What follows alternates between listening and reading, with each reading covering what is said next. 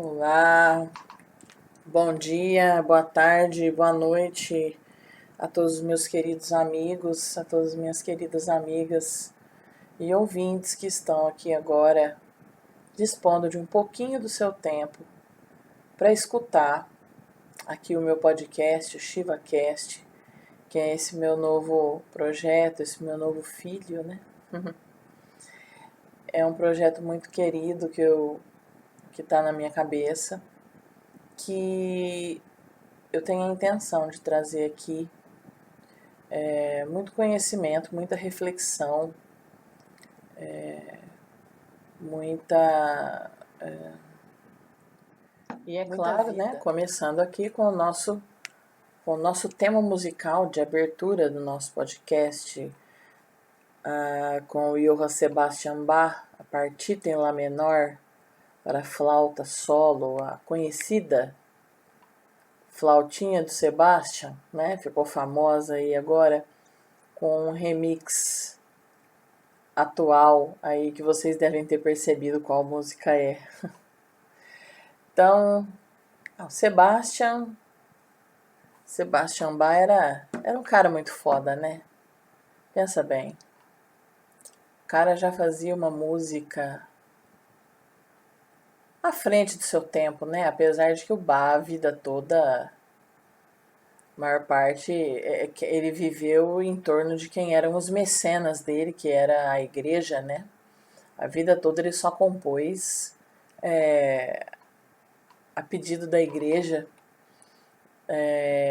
Ele era um gênio comportado, ou não, né?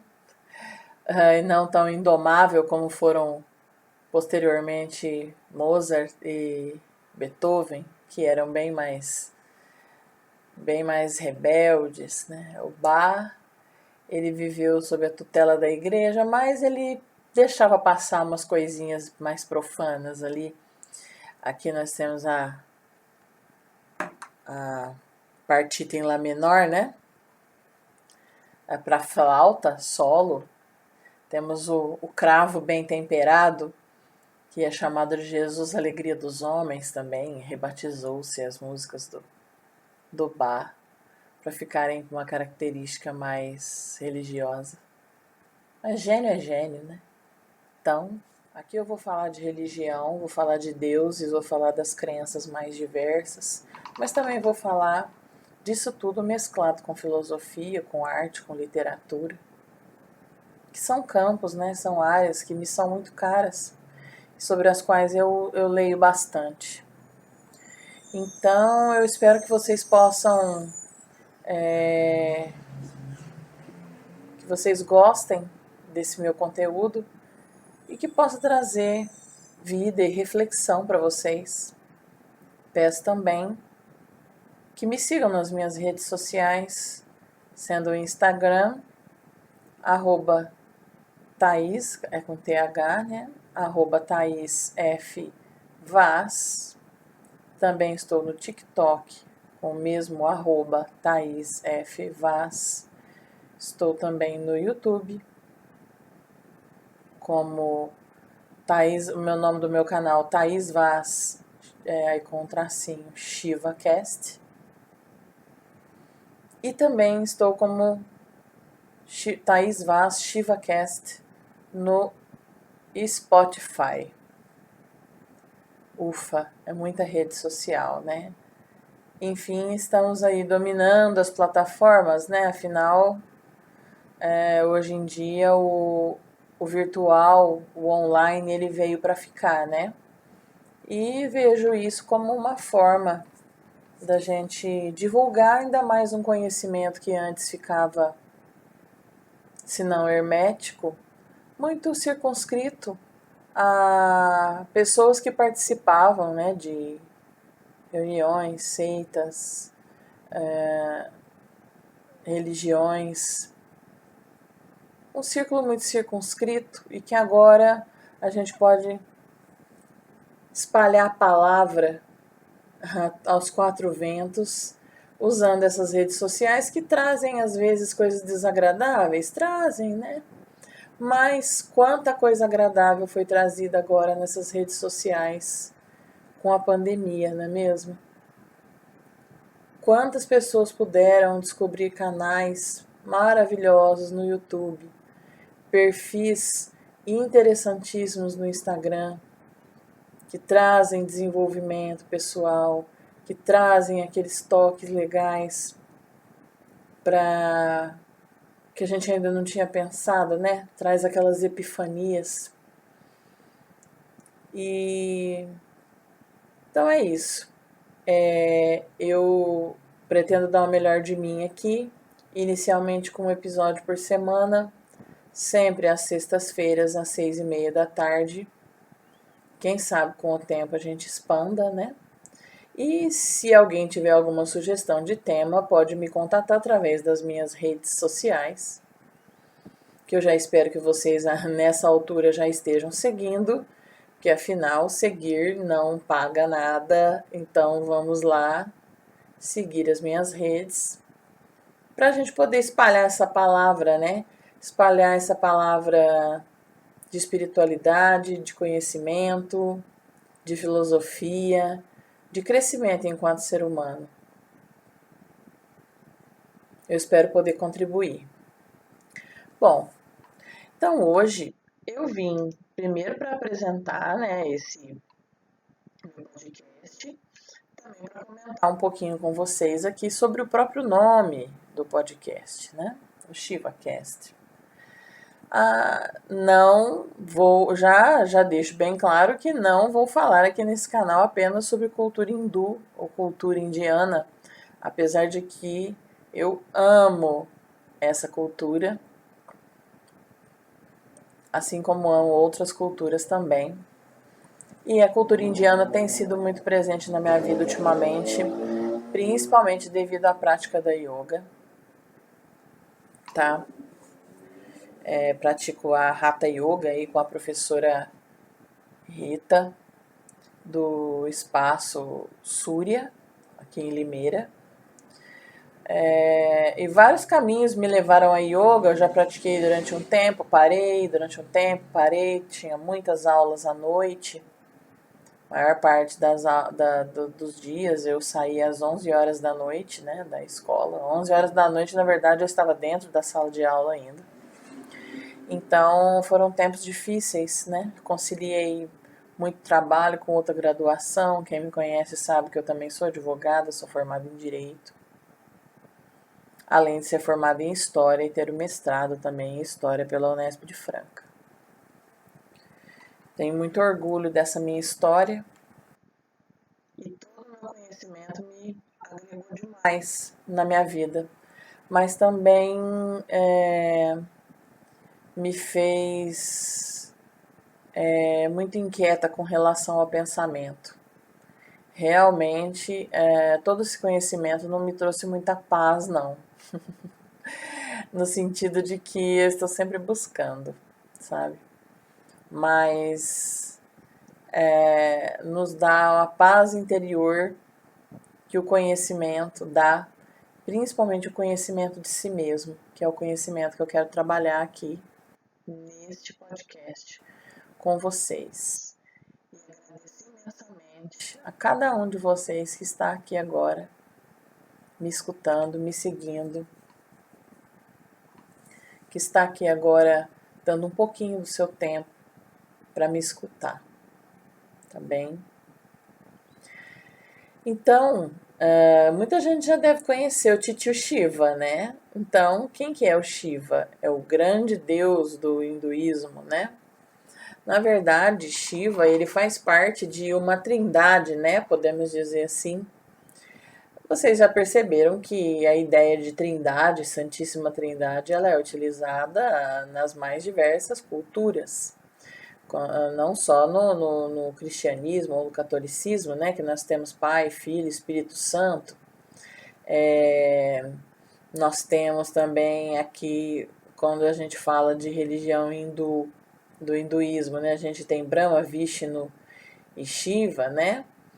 O criador, o mantenedor e o destruidor, que no caso é Shiva, mas nós já vamos tirar um pouquinho essa pecha de destruidor do Shiva, tá bom? Temos isso no Egito também, né? Ísis, Horus e Osíris. Também temos uma história de trindade. Então, são histórias recorrentes, símbolos da humanidade que se repetem, porque, claro, tem significados que vão além de uma determinada cultura, são símbolos universais. A gente ainda vai conversar bastante sobre isso. Titio Jung vai ter pano para manga aqui com Titio Jung para a gente conversar sobre simbolismos que permeiam a história da humanidade. Então, quem que é o deus Shiva? E logo eu vou explicar porque que eu escolhi o nome dele para batizar aqui o podcast. O Shiva, ele é um dos deuses mais importantes e reverenciados do hinduísmo. Como eu já disse para vocês, ele faz aí a trindade do hinduísmo com Brahma e Vishnu. Em sânscrito, o nome Shiva significa o auspicioso, ou seja, é aquele que dá esperança. Ele também é conhecido como benigno, Shambhu, beneficente, Shankara, e grande deus, Mahadeva. Shiva está associado ao tempo, à fertilidade e à criação. Ele é considerado o deus supremo da seita Shaivista.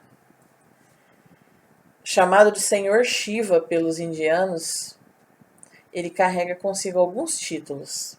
Alguns desses títulos dele são os de Grande Professor, o Senhor da Dança e também o Primeiro Yogi. Então, ao lado de Brahma e Vishnu, ele faz a Sagrada Trindade, que no hinduísmo é chamada de Trimurti. Cada um dos deuses desse triunvirato é responsável por um aspecto da criação.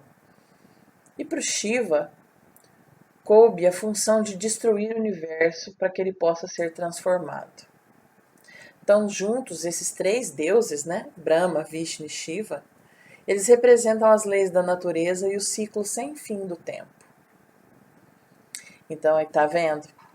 Shiva, ainda que seja visto como o grande destruidor do universo, ele não é simplesmente um malvado, como a gente tem a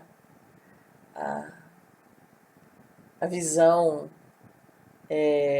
contemporânea, de um destruidor, de alguém mau, mas dentro da cosmogonia hinduísta, o destruidor, que é Shiva, ele também vem para ser o transformador. Então, destrói-se para transformar. Na verdade, parece que quem sempre está buscando, o autoconhecimento, buscando conhecimento além do que é carnal, do que é palpável. E isso aí é um caminho, gente, que não tem como a gente escolher muito não, viu? Eu por várias vezes queria muito ser materialista. Seria bem mais fácil para mim, mas não foi nem por opção minha. Esse tipo de questionamento foi se impondo dia a dia e me ferindo e me cortando, e chegou uma hora eu tive que me curvar a ele. Enfim, Shiva, ele vem para destruir, mas ele vem também para transformar. Ou seja, vida nova, Trazer vida nova ao que antes já não estava tão bom assim, Vamos simplificar assim. Então, como que se deu esse nascimento desses deuses do grande triunvirato, que também é chamada Trimurti? Isso aí é um mistério, Em relação a Shiva, tem diferentes versões sobre o nascimento dele. O Shiva pode ser encarado como uma divindade absoluta, quer dizer, ele não nasce e ele nem morre, tá? Ele vive desde sempre e ele viverá para sempre. Por isso, não faz sentido pensar em nascimento ou nas figuras de pai e mãe, quando se trata do Senhor Shiva, ou Lord Shiva, né? Que também é chamado de Adidev, o deus mais antigo de todo o panteão hindu. Então, o Shiva sempre foi, ele é e ele sempre será. Ele vive desde sempre, ele viverá para sempre. Então, diferente de outras figuras de trindade que nós conhecemos, não faz sentido aí se falar de uma origem de pai e mãe quando se trata do Lord Shiva. E também de acordo com essas histórias, né, que são narradas, essas histórias do hinduísmo, gente, é o seguinte, isso é narrado de tempos imemoriais, passado pelas tradições orais. Então, por exemplo, Mahabharata, e dentro do Mahabharata nós temos o Bhagavad Gita, nós temos as Sutras de Patanjali, nós temos também o Ramayana.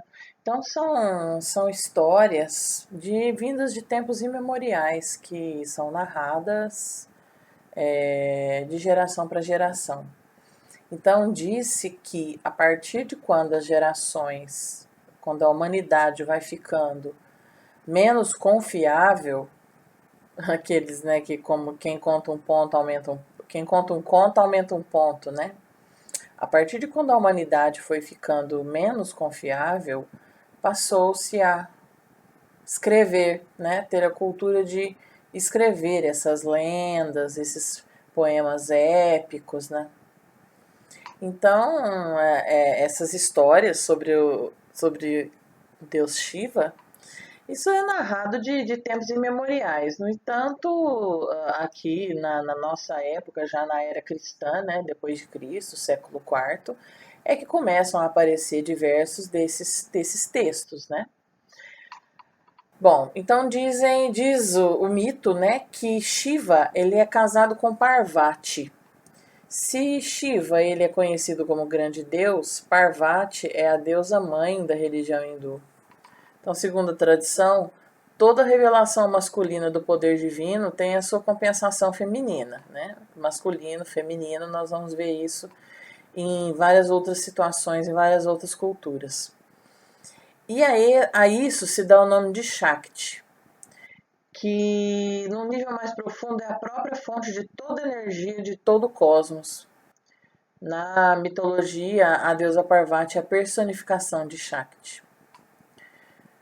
O mito envolvendo a origem da esposa de Shiva, Parvati, ele é bem curioso. Na verdade, Parvati ele é a reencarnação da deusa Sati, cujo nome significa mulher virtuosa. O pai de Sati, o sábio Daksha, era contrário ao casamento da filha dele, né, Parvati, com Shiva. Por isso, não convidou Shiva para uma cerimônia de sacrifício da qual participariam todos os deuses. Então, lá nessa cerimônia compareceram todos os deuses menos o Shiva. E Sati ficou extremamente ofendida. Então, Parvati é a reencarnação da deusa Sati. Então, mas já lá atrás já estava sendo combinado o casamento de Sati com Shiva, que Sati seria Parvati no futuro. Então Sati achou isso um absurdo, né? O pai dela não convidar o Shiva para a cerimônia. E ela então tomou a decisão extrema de se atirar ao fogo sacrificial durante a cerimônia, deixando Shiva possesso de raiva. E o que ele fez então? Criou 2 demônios do seu próprio cabelo. Esses demônios aterrorizaram a cerimônia. Além de destruírem tudo, eles decapitaram Daksha, o pai de Sati. Diante dos apelos dos outros deuses, o Shiva acabou recuando um pouco na destruição que ele estava promovendo ali naquele momento, né? Então, ele depois, com a cabeça mais fria, né? Ele aceitou que o talvez futuro sogro voltasse a viver, né? Mas Daksha voltou com a cabeça de um carneiro. E a Sati, a sua amada, também reencarnou depois de se lançar ao fogo, mas então sob a forma da deusa Parvati, com quem Shiva então enfim se casou. A união de Shiva com Parvati resultou no nascimento de Ganesha. A versão mais difundida do mito do nascimento de Ganesha é bastante curiosa. Ganesha, vocês conhecem, é o deus da abundância, né? Na mitologia hindu. Ganesha é dito que ele não nasceu, ele foi criado. É o deus que tem a cabeça de elefante, relacionado sempre à prosperidade. Então, sobre o filho, né, de Parvati com Shiva, que é Ganesha, diz a lenda, então, que o Shiva era um marido muito ausente. E a Parvati, então, sentindo-se muito só, acabou se descuidando da sua própria higiene pessoal. Do acúmulo da sujeira do seu próprio corpo, Parvati moldou seu filho Ganesha. Agora, com Ganesha, Parvati tinha com quem se ocupar durante a longa ausência de Shiva. Assim, pode-se dizer que Ganesha não nasceu, mas foi criado. Quando Shiva chegou em casa, deu uma enorme confusão. É que Parvati estava tomando banho e o menino Ganesha ainda não conhecia Shiva. O menino, então, desconfiado, impediu que esse homem desconhecido, né, que seria o pai dele, impediu que Shiva entrasse em casa. Então o pai, Shiva, furioso, sem saber que se tratava de seu próprio filho, cortou a cabeça de Ganesha. Quando a Parvati saiu do banho, ela ficou completamente desesperada. E o Shiva, para consertar seu erro, saiu de casa decidido a encontrar uma nova cabeça para o seu filho. Então Shiva caçou um elefante, o primeiro animal que lhe apareceu na frente. Foi assim que Ganesha, deus adorado como senhor do povo, ganhou a sua famosa cabeça de elefante. E outra coisa, bem curiosa, por que o Shiva ele é sempre representado com a pele azul? Como nós sabemos, o hinduísmo é repleto de simbologias, né? E nada é por acaso. Nem a cor da pele de Shiva, que tem origem no veneno que ele ingeriu para salvar a todos. Prestem atenção. Diz a lenda que no início dos tempos havia um oceano de leite, centro dos 7 oceanos, chamado Kshira Sagara. Nessa época, os deuses, chamados de Devas, e os demônios, chamados de Asuras, habitavam a Terra. Eles descobriram nas profundezas do oceano, nessas profundezas, né, desse oceano de leite, havia um negócio muito cobiçado, era a cobiçada anrita, que era a ambrosia ou néctar, substância que tinha o poder mágico da vida eterna. Mas como ter acesso a essa fonte de anrita, a essa fonte da eternidade? Aí eles tiveram aquele plot, né? Aquele plot twist, a ideia genial. Eles pegaram uma montanha chamada Mandara e amarraram a grande serpente Vasuki nela com uma corda. O objetivo dessa engenhoca que eles arrumaram era movimentar o líquido a fim de produzir um redemoinho. E com isso, aí eles pensaram que eles poderiam acessar o conteúdo submerso no leite para encontrar o néctar da eternidade.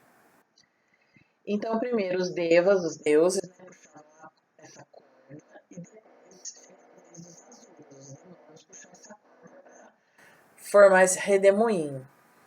Assim sucessivamente, até que o oceano começou a revelar o seu conteúdo mais obscuro. Então, dentre inúmeros tesouros, né, o oceano também revelou o Rala-Rala, o veneno mais mortal do mundo, que se encontrava justamente ao lado da Anrita, o néctar da eternidade. Então, Rala-Rala, o veneno mais mortal do mundo, estava do lado do que dava a vida eterna. Então, para evitar que a Anrita fosse contaminada com essa substância mortal, Shiva engoliu esse veneno. Agora, gente, vou saber como pronuncia o nome desse veneno. Se é Rala-Rala ou é Ala-Ala, tá? Com H. 2 Hs. Ala-Ala. Então, Shiva engoliu esse veneno, o Ala-Ala, para não contaminar a Anrita, né? Que era o néctar da eternidade. Ele engoliu todinho esse veneno. Então a esposa dele, a Parvati, ela veio e conseguiu apertar o pescoço do Shiva, né, do marido dela, impedindo que o veneno se espalhasse por todo o corpo. Só que esse líquido era tão poderoso que queimou a garganta do Shiva.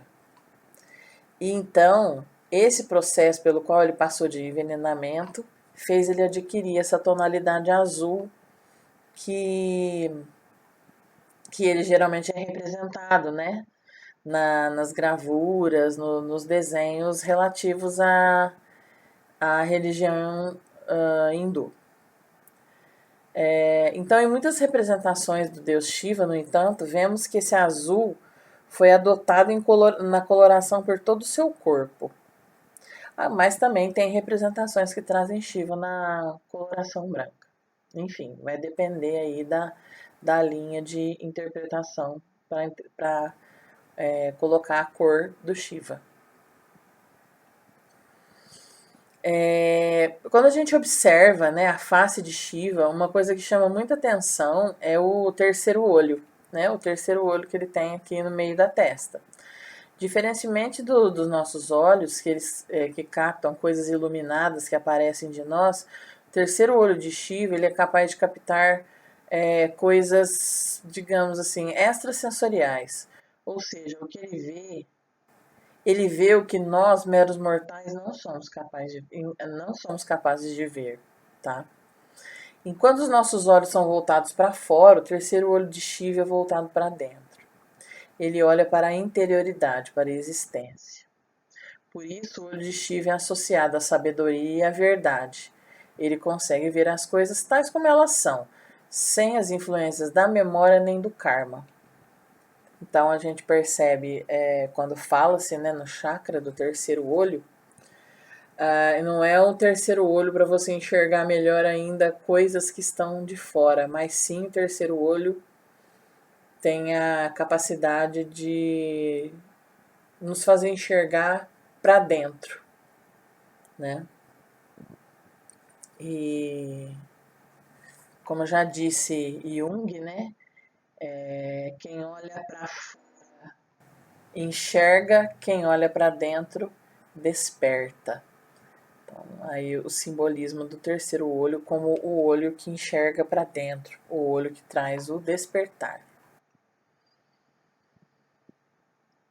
Como eu já disse lá no começo, Shiva ele foi considerado o primeiro yogi do mundo, né? Ele também na dança. Então o yoga, óbvio, né? Ele está intimamente ligado ao deus Shiva. Então Shiva, que é considerado o primeiro yogi do mundo, teria sido ele quem revelou essa ciência espiritual ao mundo. Após um período em que o deus, esse deus, né, Shiva, foi subitamente invadido por acessos inexplicáveis de agitação e silêncio.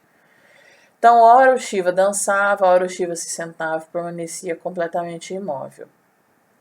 Quando essa espécie de transe, né, pelo qual ele estava passando, terminou, o Shiva começou a ensinar essas técnicas dessa agitação e silêncio pelo qual ele passou a ensinar para outros deuses. E claro, quem foi a primeira aluninha do Shiva? A esposa dele, a Parvati. Então, além de mestre de yoga, Shiva também é conhecido como Senhor da Dança. Então, tem inúmeras representações do Shiva dançando. Vocês devem conhecer, né? Com ele, com os vários braços, né? Então as danças dele têm vários propósitos, simbolizam aspectos importantes da natureza, do próprio deus Shiva, né, como a proteção, a criação, a destruição. Então é bem conhecida aí a imagem de Shiva dançando, o senhor da dança.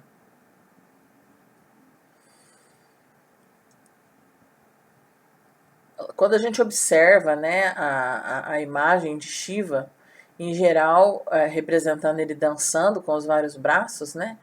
Então tem a mão direita superior, o Shiva ele segura o tambor da criação, da Maru. E na mão direita inferior, o Shiva faz o famoso gesto da mão espalmada, a Abhaya Mudra, com esse gesto, ele pretende atenuar o medo, né? Então, eu imagino que aí, né,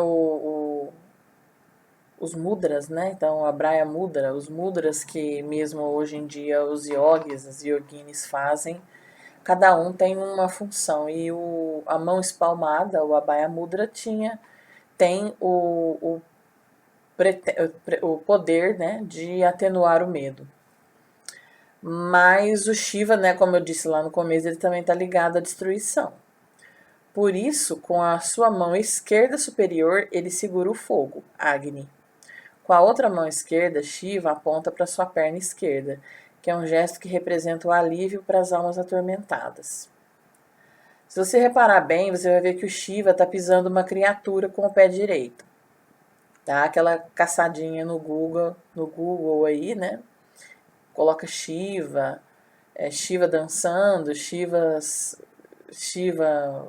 dançando, Shiva com os vários braços. É do jeito Google de ser aí, né? Vocês vão ver que ele tá pisando uma criatura abaixo com o pé direito dele. Isso aí tá parecendo com o quê?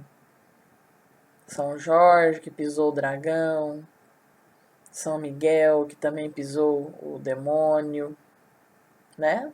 Então, olha as representações aí, como elas vão se repetindo, né? E isso não é por acaso, viu, gente? Ao longo desses nossos podcasts, nós vamos fazer terceiro liame sobre essas representações ao longo do tempo. Então, ele pisou essa criatura com o pé direito. Essa criatura, ela representa a ilusão que afasta as pessoas do caminho da salvação.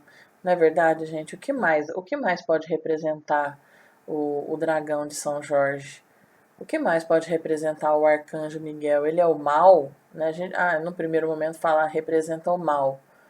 Mas pensando bem, ele representa tudo que pode desviar o homem do caminho da salvação.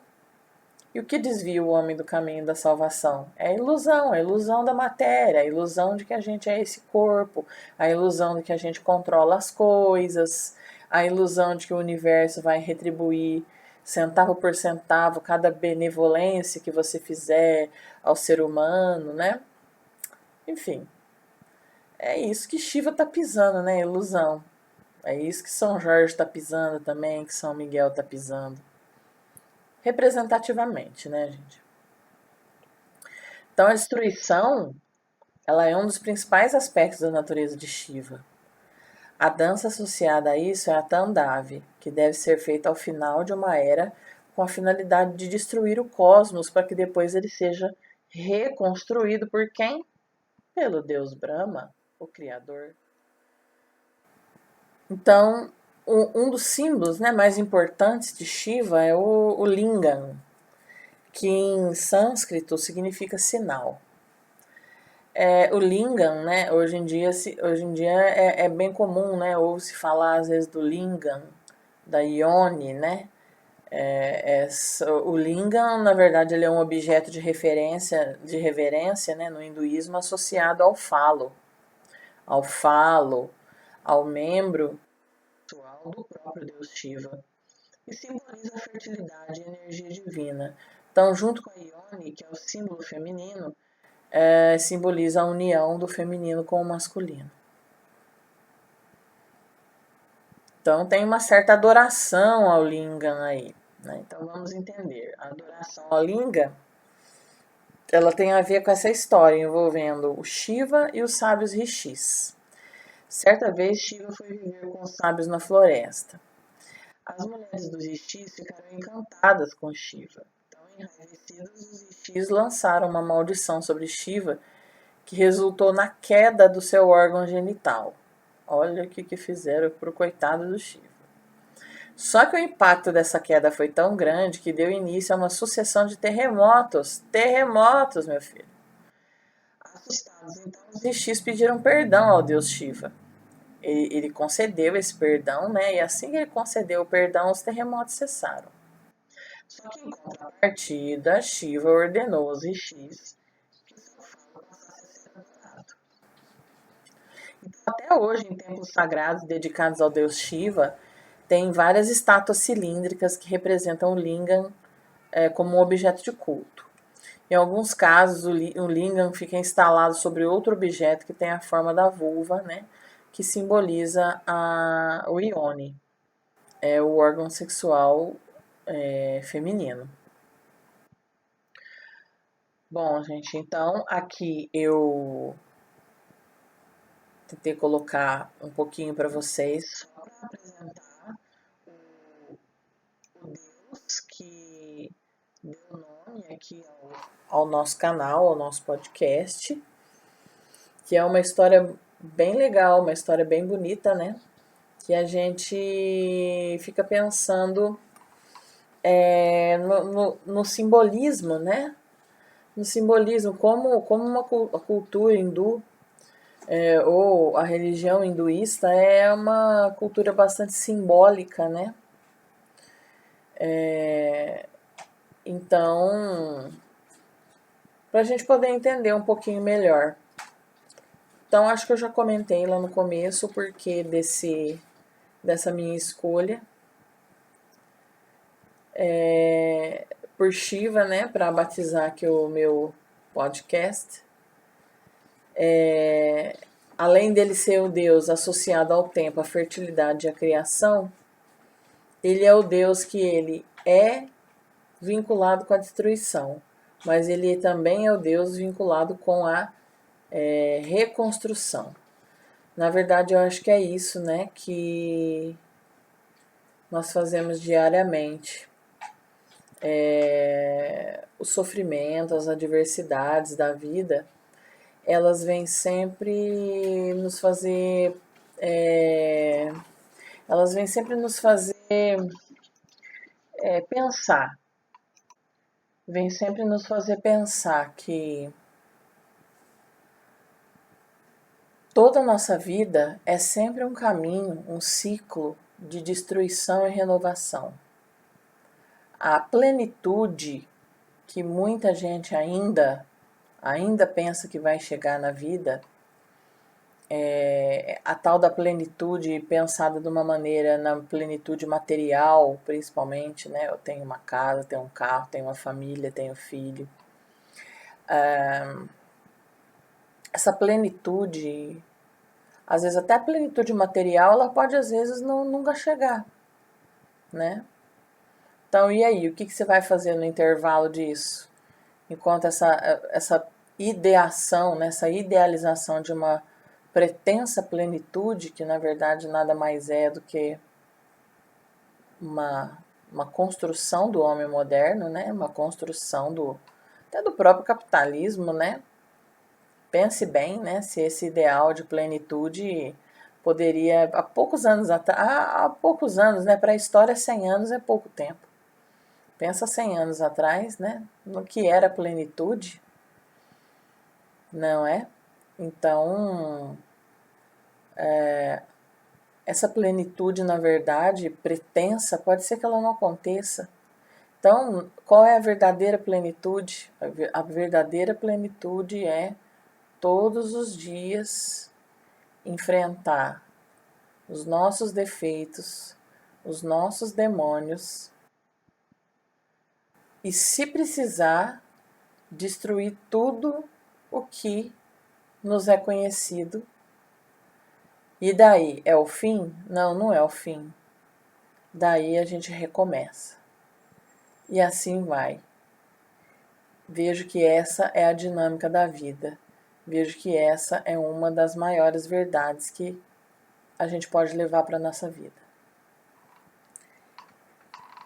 Então é isso, gente. Eu vou ficando por aqui e encontro vocês, então, na semana que vem, para podermos aqui conversar mais um pouquinho sobre conhecimento, vida, espiritualidade, literatura e o que mais baixar nessa cabecinha aqui que não para.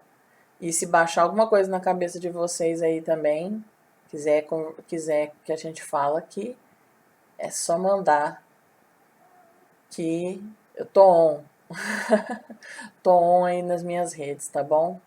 Gratidão a todo mundo aqui que me escutou. Fique com Deus e até semana que vem.